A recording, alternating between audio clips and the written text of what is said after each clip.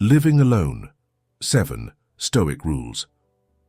You must never ignore the solitary forge. To live alone is to step into a furnace where the heat is not seen but felt in every decision, every silence, every hour left in your hands without anyone to direct them. It is easy to imagine solitude as a retreat, a place where responsibilities are lighter and freedom is abundant. Yet those who have endured its long nights know it is not freedom, but confrontation. Alone, you meet the raw shape of your own mind without disguise, without excuse, without the distractions that once allowed you to escape yourself. The solitary forge is the place where the soul is hammered, where the impurities of weakness are burned away, and where the iron of discipline is either formed or left to corrode.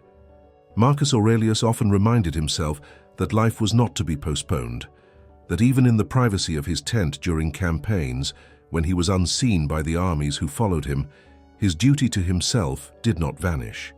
He was his own examiner. That is the truth of living alone. No one is watching, yet everything you do counts. When you wake with no voice calling you forward, you discover the weight of liberty. Freedom without inner law is not freedom, but slavery to impulse. Solitude tests whether you are able to command yourself. The first hour of your day becomes decisive. If you rise and treat it as sacred, your solitude sharpens you. If you waste it, the day collapses before it begins. The forge is merciless. It records each action not in applause or blame, but in the shaping of your character. If you let your habits dissolve into indulgence, you weaken silently. If you embrace restraint and order, you become unbreakable. That is why solitude is feared by those who cannot face themselves. The company of others hides your cracks. The silence of solitude makes them visible. Think of the blacksmith's work. The iron resists, yet under fire and repeated strikes, it becomes a blade capable of enduring battles. In solitude, you are both the iron and the smith. Each decision is a strike, each hour of discipline a new tempering of your spirit. But if you neglect the fire, the metal cools and softens. If you strike without aim, the blade warps and breaks. Living alone magnifies this truth. No one will remind you, no one will restrain you, no one will save you. You alone must choose whether the fire of solitude will shape you or consume you. Many fall into the trap of thinking solitude is harmless. They say, "I am free, no one tells me what to do." But this supposed freedom is often the beginning of decay. When you allow your days to drift without structure, when you permit indulgence to grow unchecked, you surrender the forge to corrosion. It happens quietly. A skipped morning becomes a habit, an unmade bed turns into neglect, a meal eaten without thought becomes gluttony. Slowly, the structure of your mind collapses like an abandoned building. By the time you realize, solitude has not strengthened you, but hollowed you. The Stoics saw this danger clearly. Seneca warned that softness is not a gift, but a disease of the soul. He believed hardship was necessary medicine, and solitude without self-command was the most dangerous luxury of all. Yet solitude, when embraced as a forge, becomes a rare and powerful teacher. It strips away illusions and trains you to endure. You learn to face silence not as emptiness, but as clarity. You learn to build routines not because others demand them, but because your own strength requires them. You learn to think deeply without interruption, to create without approval, to rest without excess. Each of these becomes a strike of the hammer, each one refining the blade of your mind. Epictetus said that freedom belongs not to the one who has no master, but to the one who masters himself. Living alone is the purest opportunity to practice this mastery. The forge of solitude will not flatter you. It does not soothe. It does not praise. It reveals. It shows you whether you are consistent when unseen, whether you live with integrity when no witness is present. This is why many fear solitude, for it exposes their lack of command. But for those who accept its fire, solitude gives a strength that cannot be shaken by any crowd. Once you have governed yourself alone, no opinion, no temptation, no pressure of the outside world can easily conquer you. Living alone is therefore not an escape from responsibility, but the heaviest responsibility of all. It is to live as both ruler and subject, judge and judged, teacher and student. You carry both the hammer and the metal. Each day is a session at the anvil. Each choice either strengthens or weakens the blade you are becoming. If you neglect the forge, you rust. If you embrace it, you emerge sharp, resilient, and ready to cut through the chaos of the world. Solitude is not punishment. It is a crown offered only to those willing to endure the fire and emerge transformed. The architecture of daily order. Living alone tempts you to believe that structure is optional. With no one to wake you, no one to demand your attention, no one to measure your progress. It is easy to drift through the hours as though they were infinite. Yet this is the illusion that corrodes a life. Time is never infinite. Each wasted morning is stolen from your strength. Each neglected task silently weakens the walls of your mind. The Stoics understood that freedom without order collapses into chaos, and solitude makes this collapse invisible until it has already consumed you. The architecture of daily order is not a prison but a fortress. Without it, the storms of distraction and indulgence flood in unchecked.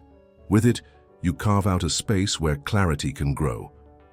Order begins not with grand designs, but with the smallest acts, rising at a set hour, preparing your space, aligning the morning with intention rather than accident.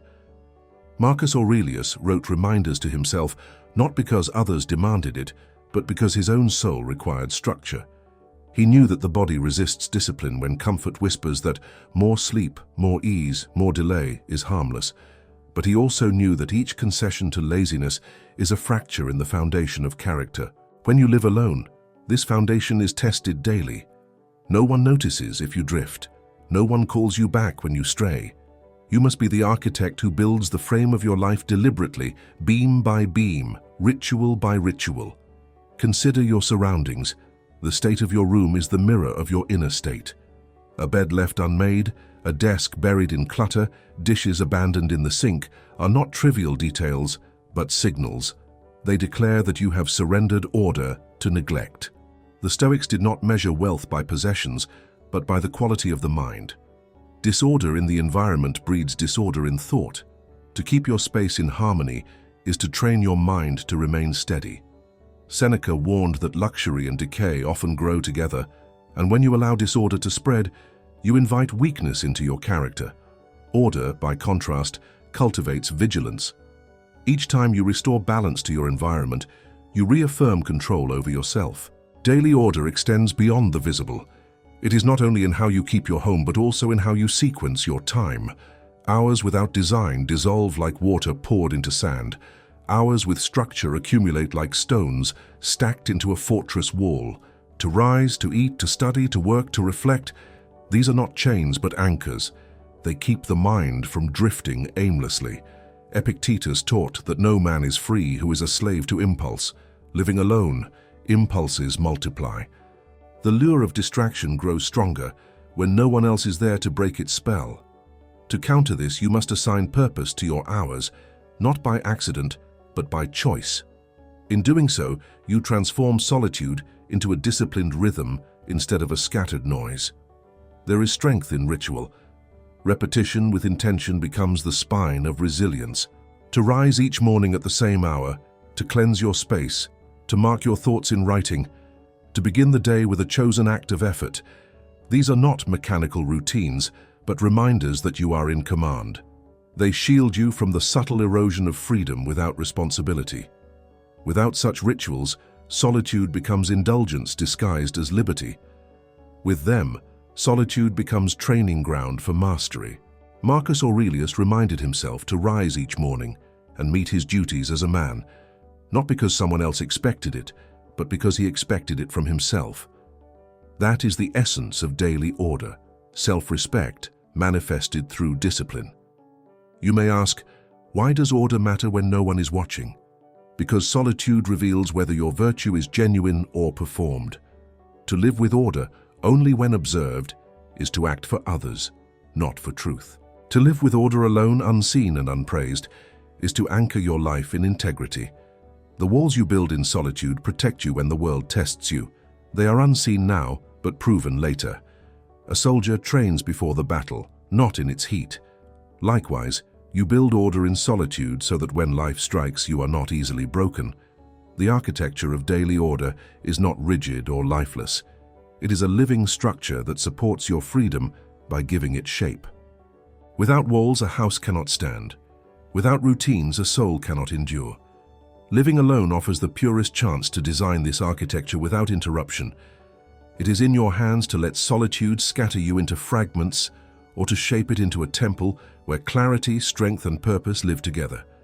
Order is not restriction, it is the blueprint of resilience, the silent proof that you are master of yourself even when no one else is there to remind you. The invisible dialogue. When you live alone, the silence can feel heavy, but the Stoics discovered a way to turn that silence into guidance. They spoke often of the inner dialogue, a conversation not with shadows, but with the highest voices of reason. Solitude tempts you to believe that no one is present, yet the truth is that you are always surrounded by the company you choose to carry within. Marcus Aurelius spoke to himself in his journals as though he were both student and teacher, reminding his soul of truths it would otherwise forget. Seneca wrote letters to friends that were also instructions to himself, sharpening his thoughts in the act of counsel. Epictetus taught that we are never alone if we remember the examples of those who lived before us. This invisible dialogue transforms solitude from emptiness into a classroom, where the wisest figures of history become your companions. To practice this is to treat each decision as if you stood before those who inspire you. Imagine Epictetus observing your choices, asking whether you are enslaved to impulse or governed by reason. Imagine Seneca questioning whether you are wasting time on trivialities or using solitude as a workshop of the soul. Imagine Marcus Aurelius urging you to act as though this day were your last, not in despair but in urgency, to live with integrity. When you live with such invisible witnesses, solitude ceases to be silent. Each moment becomes charged with the presence of ideals greater than yourself. You no longer ask, "What do I want to do?" but "What would virtue demand of me now?" This dialogue also cuts through the dangers of self-deception. Alone, it is easy to excuse weakness. No one is there to correct you when you indulge. No one is there to challenge you when you drift. Without resistance, the mind softens. But when you summon these inner voices, excuses crumble. It is harder to justify wasting hours when you imagine explaining it to Marcus Aurelius. It is harder to defend indulgence when you imagine Epictetus watching. This imagined counsel holds you accountable in ways solitude alone cannot. It replaces the absence of external judgment with the higher judgment of conscience sharpened by philosophy. The invisible dialogue is not fantasy, it is training.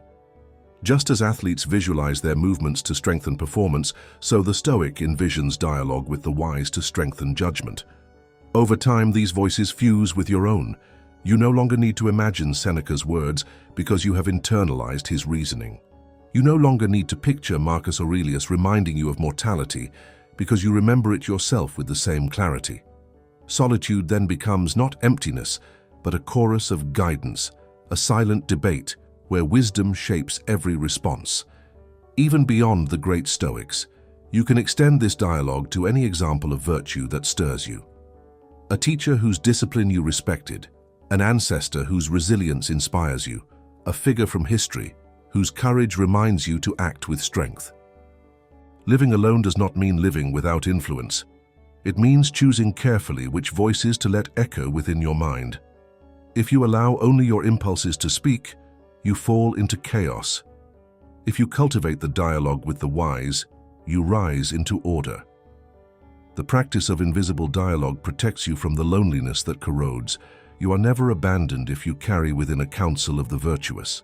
Their presence is not a replacement for others, but a reminder that solitude is still a shared space when you choose it to be.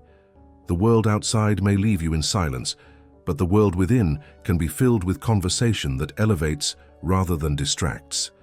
Solitude becomes fertile, not barren. Each question you ask inwardly becomes an answer that sharpens your path. Living alone without invisible dialogue is dangerous, because the mind drifts into indulgence and despair. But living alone with the constant reminder of the wise turns solitude into mentorship. You are not abandoned, you are guided. You are not silent, you are in discussion. You are not weak, you are tested and refined by voices that ask nothing from you but honesty. This is why the Stoics treated solitude not as loneliness, but as counsel. In every quiet hour, they carried the presence of those who lived with strength before them. You can do the same, and when you do, living alone will no longer feel like absence, but like standing among teachers who refuse to let you sink beneath yourself. The discipline of restraint. When no eyes are watching you discover how strong or fragile your discipline truly is. Living alone removes the immediate pressure of judgment. No one notices if you sleep longer than you should. No one corrects you if you eat without moderation. No one challenges you when you lose an hour to distractions. At first this feels like liberation, but it quickly reveals itself as a dangerous trial. Freedom without restraint becomes slavery to impulse. The Stoics warned that the absence of external limits does not mean the absence of danger. On the contrary, it is when you are most unobserved that temptation grows strongest.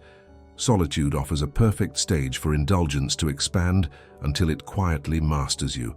The discipline of restraint is therefore not an option, but a necessity. Marcus Aurelius wrote that a man must stand upright, not because he is held, but because he wills it. Alone you face this exact test. Will you stand upright when no one notices if you collapse? Restraint is the unseen guard that prevents solitude from dissolving into weakness. It governs your sleep so that you do not abandon mornings to laziness. It governs your appetite so that food remains fuel and not escape. It governs your time so that silence becomes productive rather than idle. Without restraint, solitude becomes a playground of excess. With it, solitude becomes training ground for mastery. The power of restraint is that it turns every small act into proof that you are capable of command. Each time you resist excess, you strengthen the muscle of self-control. Each time you yield, you hand over authority to impulse. Seneca warned that softness is more dangerous than hardship, because hardship sharpens while softness corrodes silently. In solitude, softness is always near. You can sleep longer without being questioned. You can spend entire days in distraction without anyone interrupting. This is why restraint must be practiced not occasionally but continually. It is not a single decision, but a constant posture of the soul. To remind yourself of limits when none are imposed is to prove that your character is not dependent on others. It shows that you live by inner law, not by external command.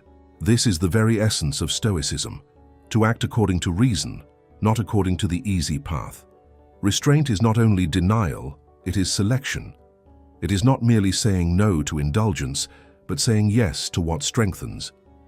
To limit food is not to reject nourishment, but to choose clarity over gluttony. To restrain distraction is not to reject rest, but to choose depth over scattering. To limit sleep is not to reject recovery, but to choose vigor over lethargy. Each act of restraint sharpens freedom rather than diminishes it.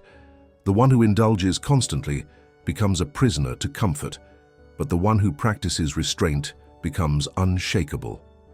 Alone, you decide whether solitude will enslave you to ease or liberate you through discipline. Epictetus taught that a man's true wealth is measured not by what he possesses, but by what he can refuse. Solitude makes this lesson unavoidable. With no one watching, you discover whether you can refuse excess for the sake of strength. The invisible tests are the most decisive ones. Can you close the book of distraction and return to work when no one will know the difference? Can you eat with moderation when no one will see your excess? Can you rise with purpose when no one will call you lazy? These are the questions solitude asks, and your answers determine whether you are master of yourself or captive of your impulses. Restraint is therefore not a limitation but a weapon. It preserves you from the slow decay of comfort and makes you sharper each day. Living alone, it becomes your closest companion. Without it, you weaken even while believing you are free. With it, you grow stronger than those who depend on external judgment to keep them in line. The discipline of restraint proves that your character is not borrowed from society, but forged within. It ensures that solitude is not wasted in indulgence, but invested in growth. To live alone with restraint is to carry within yourself a silent guard who never leaves your side, who demands the best of you even when no one else does, and who prepares you to meet the world not softened but hardened, not scattered but whole. The mirror of work. Living alone gives you a mirror that no crowd can provide, and that mirror is the work you produce. In solitude, words are empty if they are not translated into action. Thoughts may feel deep, but without expression they vanish into smoke. The Stoics believed that the worth of a man was shown not in what he claimed to value, but in what he built, what he left behind, and how he used his hours. When you are alone, the truest reflection of your character is not in your appearance, not in your words, but in the work you carry out when no one is watching. This work does not need to be grand in the eyes of the world. It only needs to be real, consistent, and born from discipline. Marcus Aurelius wrote his Meditations in solitude, never meant for publication, yet those words became the enduring testament of his mind. Seneca's letters, though written to guide others, were as much a sharpening of his own soul as they were counsel. Epictetus left no writings himself, but his teachings, preserved through his students, became the map of a resilient life. None of them treated solitude as wasted space. They filled it with the act of shaping thoughts into something visible. That is the mirror of work. It reflects whether your solitude is fertile or barren. To live alone and produce nothing is to live unseen even by yourself.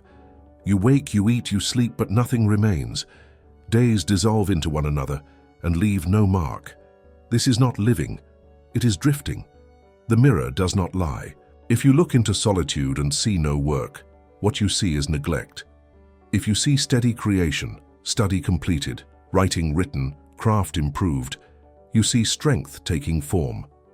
The mirror of work is ruthless because it cannot be deceived by excuses. You may tell yourself you thought deeply, but if nothing was shaped by that thought, it disappears. You may believe you used the day well, but if no trace remains, the day has already died. This truth can be sharp, but it is also liberating. It means every day alone gives you a chance to carve something that proves you were here, that your solitude was not emptiness, but substance. Work in solitude does not need to seek recognition. Its value lies in what it shapes within you. When you discipline yourself to write, study, or build even in silence, you train your will to act without applause. This is one of the highest Stoic strengths, to be able to act rightly without audience. Living alone offers the purest stage for this practice.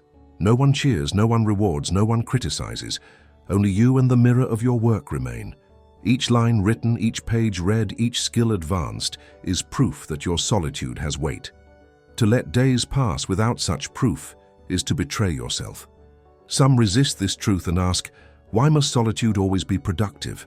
The answer is that solitude without creation feeds only indulgence. Rest has meaning when it follows effort. Silence has depth when it surrounds labor. But if rest and silence exist without work, they collapse into decay. The Stoics did not fear leisure, but they feared idleness. Leisure, they said, is noble when it enriches the soul. Idleness is poison when it weakens it. The mirror of work distinguishes between the two. It shows whether your solitude has been used to build or to erode. When you stand before this mirror, honesty is unavoidable. You cannot claim to be disciplined if your solitude leaves no trace of it. You cannot claim to be wise if you do not record, study, or embody that wisdom. You cannot claim to be strong if you have not built strength in your time alone. The mirror strips away illusions. It reflects only what has been done, and in this reflection, you see yourself more clearly than any external praise or blame could ever reveal. To live alone is to accept this mirror as your constant companion. You may choose to avoid it, but avoidance itself is already an answer. You may choose to fill it with excuses, but the emptiness remains. Or you may choose to face it daily, to create steadily, to leave behind proof that your solitude is not wasted. In this way, living alone ceases to be a period of waiting and becomes a forge of accomplishment. You transform isolation into evidence of your strength. The mirror of work will always tell the truth. Let it reflect not neglect, but the resilience of a soul that chose to build even when no one else was watching. The fortress against shadows. When you live alone, you may believe you are free from influence, but solitude does not remove the world. It opens unseen gates through which it enters. The crowd is not gone. It is invisible, reaching you through glowing screens, endless noise and quiet addictions that slip in unnoticed. This is the danger of solitude without vigilance. You think you are safe in silence, while in truth you are surrounded by shadows that weaken you more effectively than any visible enemy. The Stoics knew that the mind must be guarded as a fortress, and a fortress is not only defended against armies at the gate, but also against spies that creep in disguised. In solitude, these spies are the endless distractions that rob you of focus, the false comforts that demand nothing but leave you empty, the illusions of companionship that seduce you into dependency. To guard against shadows, you must first recognize them. The endless scroll of entertainment that consumes your hours is not harmless leisure, it is invasion. The lure of digital noise that replaces thought with constant stimulation is not connection, it is erosion. The fantasies you indulge to escape discipline are not rest, they are corrosion. Left unchecked, these forces conquer your solitude until you no longer live alone, but are enslaved by invisible crowds. Marcus Aurelius warned himself not to be pulled into the chatter of the masses, not to let their noise occupy the inner citadel of the mind. Living alone today, the crowd does not need to stand outside your door. It floods into your solitude through the devices you hold in your hands. The fortress is not built once, but guarded daily. You must decide what enters your space. Just as a soldier patrols the walls, you must patrol the boundaries of your attention. If you leave the gates open, distractions will storm in and take your hours hostage. If you strengthen the walls with discipline, solitude becomes a sanctuary. Seneca cautioned that the crowd corrupts by sheer exposure, even when you do not join its vices. He believed one must return from it purified, or else it leaves a stain. In solitude, the crowd is subtle but constant, and it stains you through repetition. The discipline to guard against it is not denial, but preservation. You preserve the fortress of your mind so that it can remain whole. Epictetus spoke of the mind as a citadel no one can conquer without your consent. Living alone tests this truth directly. No one compels you to indulge in excess. No one forces you to waste your time, but you often surrender voluntarily. You give the shadows permission to invade.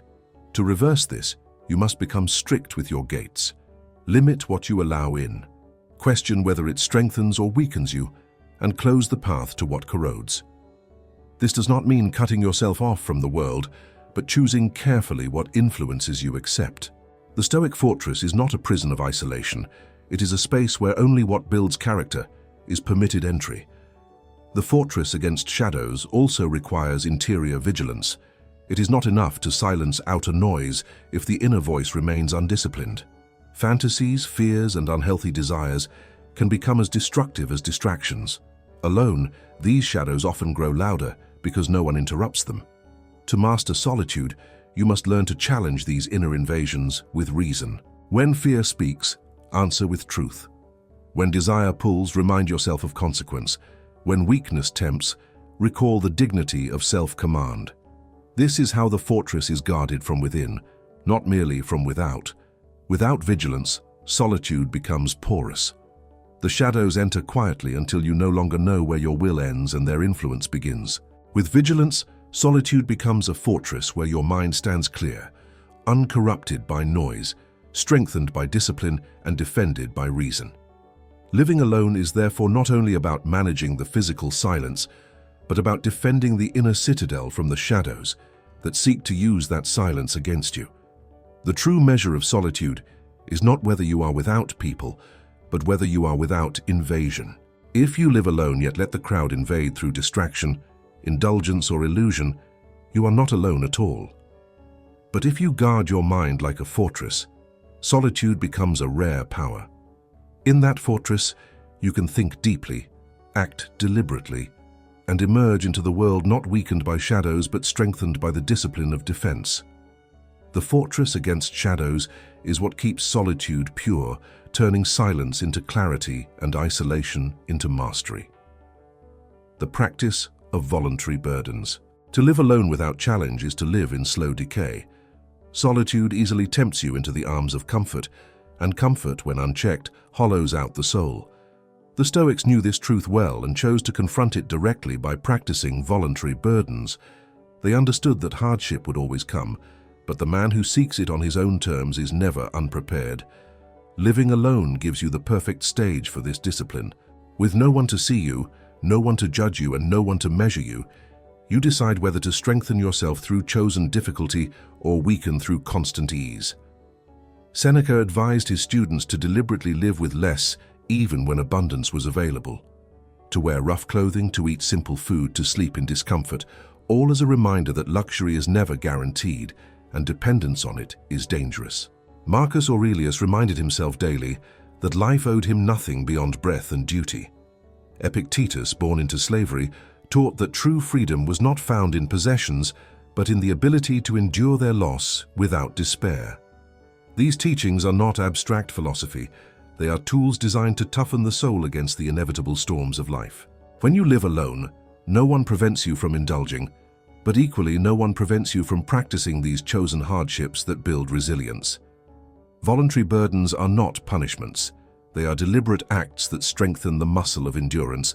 To fast for a day is not deprivation but training, teaching the body that it does not command you. To sleep on the floor is not cruelty, but reminder, showing you that comfort is luxury, not necessity. To endure cold water, silence, or physical exertion is not to harm yourself but to sharpen your edges.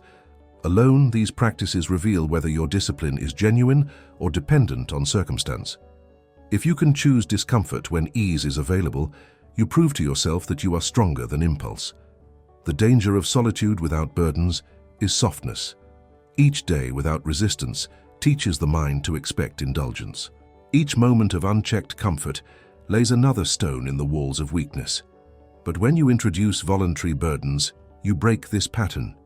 You remind yourself that you are capable of enduring less, of holding fast when life demands more. The one who lives always in comfort collapses when hardship comes. The one who has trained through chosen burdens meets hardship with calm. The difference is not chance, but preparation. Living alone makes this discipline both harder and easier. Harder because no one encourages you to take the difficult path. Easier because you control your environment entirely and can shape it into a ground of training. The decision rests fully with you. You can choose to indulge every desire without resistance, or you can choose to set tests that strengthen you. Solitude makes the results immediate and visible. After comfort, you feel softer, slower, weaker. After chosen hardship, you feel sharper, clearer, stronger. The lessons write themselves into your body and your mind. The Stoics called this practice premeditatio malorum, the premeditation of evils, but it was not pessimism, it was strength. By rehearsing discomfort, they removed its sting. By meeting hardship voluntarily, they transformed fear into familiarity. Living alone offers you the same opportunity. To carry voluntary burdens is to prove to yourself daily that you are unshaken by what others dread. Hunger does not control you. Cold does not break you. Silence does not weaken you. Solitude itself becomes an ally because it becomes the space where you test and fortify your soul. When the storms of life eventually come, and they will face them not as one who has known only comfort, but as one who has trained in the fire. Voluntary burdens harden the will, sharpen the mind, and strengthen the spirit. They turn solitude into a field of preparation rather than a place of decline. To live alone without them is to allow yourself to soften unseen. To embrace them is to emerge from solitude, not diminished, but elevated, ready for whatever the world demands. The crown of solitude. To many, living alone appears as emptiness, a gap where company should be, a silence mistaken for loss. But to the Stoics, solitude was never absence, it was elevation. It was the proving ground where the self steps forward unguarded and shows whether it can carry the weight of its own freedom. The crown of solitude is not handed to everyone. It must be earned through discipline, vigilance, and the daily shaping of character in silence. Without these, solitude corrodes into weakness. With them, solitude becomes the highest form of strength. Marcus Aurelius, burdened with the Empire of Rome, still returned to his solitary reflections because he knew that no throne was higher than mastery of the self. Seneca wrote that a man who is at peace with himself is never alone, because his mind is filled with dialogue that uplifts rather than destroys. Epictetus, once a slave, proved that freedom is not given by circumstance but forged within. Their lives testify to a truth you must face in solitude. The world outside can crumble, companions can vanish, possessions can be lost, but if you have learned to rule yourself when alone, nothing can conquer you. The crown of solitude is clarity. When you live alone with discipline, every action sharpens, every decision reveals its weight, and every day becomes an opportunity to prove strength without witness. You are not shaped by applause or bent by criticism because you have trained yourself to act without them. You rise not because others pull you up, but because you demand it of yourself. You choose not because others expect it, but because you know what is right. This independence of spirit is the true reward of solitude. It is the crown placed upon those who endure the furnace of silence without breaking. Yet the crown is not comfort, it is responsibility. To wear it is to accept that you are both ruler and subject of your life. It is to recognize that every day alone is a chance to drift into decay or to rise into mastery. The crown does not glitter, it does not shine before others, but it protects you from collapse when the storms of life rage. You become unshaken not because life spares you, but because you have trained in the quiet to stand firm. Living alone can either leave you fractured or leave you whole. The difference lies in whether you treat solitude as exile or as coronation. To those who waste it, solitude is prison. To those who shape it, solitude is power. And power built upon self-mastery is greater than any power borrowed from others. The Stoics teach you that the crown is already within your reach, but it demands endurance, discipline, and clarity to be placed upon your head. The final test of solitude is simple. When the silence surrounds you, are you diminished by it or strengthened through it? If you are diminished, you must return to the forge, rebuild order, practice restraint, guard your fortress, and embrace burdens until strength returns. If you are strengthened, then you have found the crown. You are no longer defined by absence but by mastery, and when you step back into the world, you carry with you an unbreakable calm, a steady will, and a character that no noise can shake. This is the crown of solitude. It is not loneliness, it is sovereignty. It is not emptiness, it is fullness of self. It is not exile, it is elevation. Living alone becomes your highest teacher, the silent ally that demands nothing, yet gives everything when you answer it with strength. If these words have guided you, share your reflections in the comments and subscribe to continue building this inner citadel together, so that the crown of solitude rests firmly on your head when life calls you to stand unshaken.